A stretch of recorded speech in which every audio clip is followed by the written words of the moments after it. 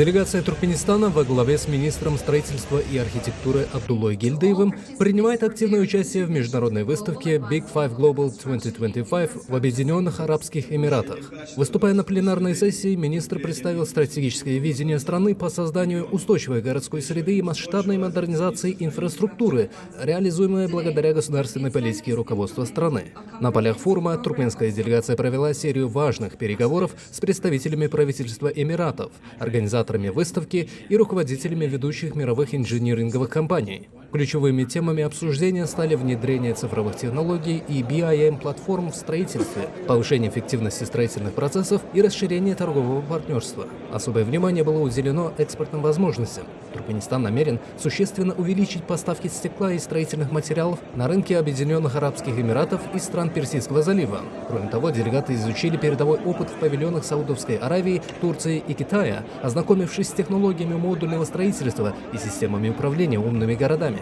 Международные партнеры высоко оценили прошедшую ранее в Авазе выставку и конференцию развития строительной, промышленной, химической и энергетической отрасли Туркменистана. В завершении встреч гостям были вручены официальные приглашения на следующий форум, который состоится в Туркменистане в ноябре следующего года.